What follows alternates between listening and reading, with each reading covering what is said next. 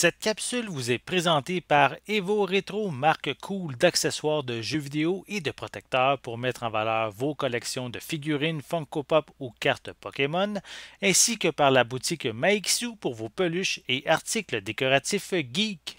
Bonjour, j'ai ici pour Ciné Techno et je vous parle du Blu-ray de Exotica qui va sortir en Criterion le 20 septembre 2022. Donc Exotica, c'est un film de Atom Egoyan euh, qui met en vedette Elias Koteas, Sarah Polley, Bruce Greenwood et Don McKellar. Donc, Atom Egoyan, pour ceux qui ne le connaissent pas, c'est un cinéaste qui vient de Toronto, c'est un cinéaste canadien qui a eu beaucoup de succès dans les années 90 particulièrement. Et Exotica est pas le titre qui l'a fait connaître, qui l'a mis sur la map. Il avait déjà réalisé un petit peu avant, mais à la sortie d'Exotica, ça a été un gros succès, ça a été un gros succès pour lui. Par la suite, il a fait The Sweet Hereafter avec Ian Holm, entre autres. Et ce film-là lui a valu 2 nominations aux Oscars, donc ça a été la consécration. Exotica est un titre très intéressant. C'est une espèce de drame psychologique qui est un petit peu labyrinthique dans sa structure scénaristique, c'est-à-dire qu'il y a plusieurs personnages qui s'entrecroisent et tous ces personnages gravitent autour d'un club érotique, un club de danseuses qui s'appelle l'Exotica et dont les décors imitent un peu une sorte de jungle. Donc, c'est ce qu'on voit un petit peu sur le dessin. Évidemment, là, cette jungle-là est amplifiée. Là, sur le dessin, c'est presque une caricature ici. Là. Donc, je ne sais pas si vous vous rappelez, si vous étiez un petit peu cinéphile dans les années 90, l'affiche d'Exotica se retrouvait partout. On voyait le visage de Mia Kirshner qui est en gros plan, découpé comme si découpé par une silhouette féminine. Donc, si l'affiche probablement va vous dire quelque chose, même si vous n'avez pas vu le film encore. Donc, c'est un titre également qui, de mémoire, n'était pas sorti en Blu-ray en Amérique du Nord, que je sache, à moins qu'il ait eu une sortie limitée. Dans tous les cas, même s'il était sorti, le titre est devenu out of print probablement.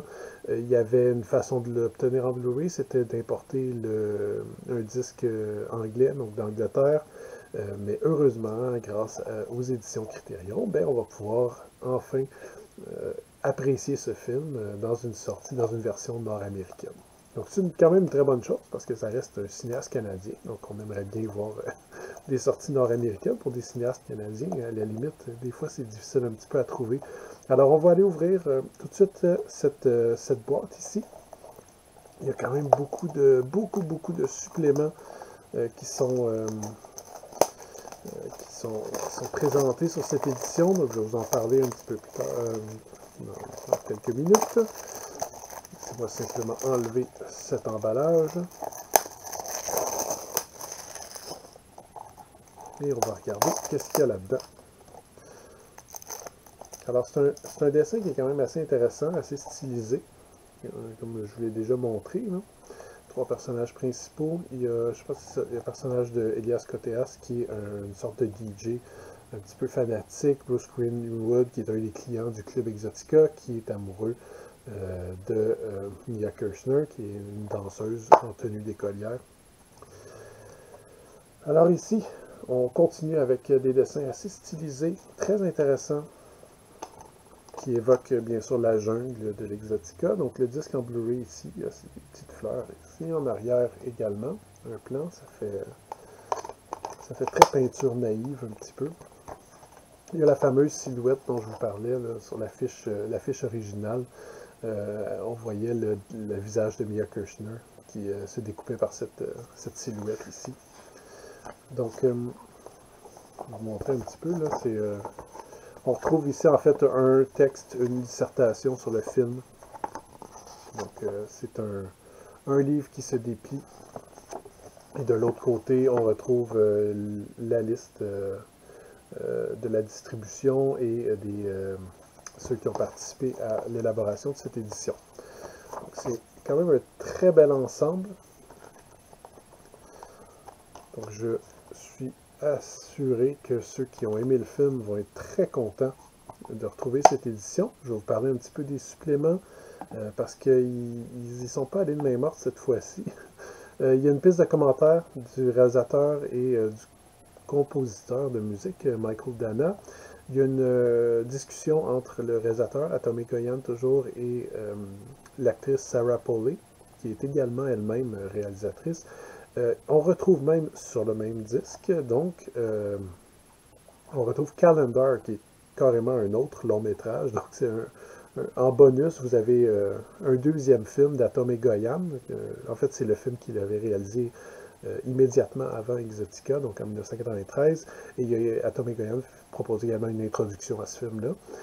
On retrouve trois courts-métrages, donc Peep Show, probablement un de ses premiers courts-métrages, ça date de 81. En passant, un court-métrage qu'il a réalisé en 91 dans le cadre de l'espèce de collectif Montréal vu par. Donc c'est un long-métrage qui a pour thème la ville de Montréal.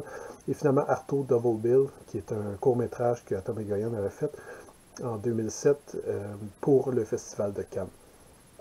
Justement, parlant du Festival de Cannes, on retrouve également dans le fond, une version en audio, donc un enregistrement audio de la conférence qui avait été donnée dans le cadre de la présentation du film au Festival de Cannes en 1994. Donc on va retrouver le réalisateur, on va retrouver la productrice et des membres de la distribution. Et donc voilà, c'est un disque qui est quand même assez chargé, donc plusieurs courts-métrages, pistes de commentaires, des suppléments sur le film en tant que tel, et un deuxième long-métrage d'Atomic Goyan, carrément. Donc assez impressionnant. Cette édition-là, donc, va se retrouver en magasin le 20 septembre. Donc, nul doute que ça va être très intéressant. Je vais vous revenir avec une critique là-dessus. Et d'ici là, bon visionnement.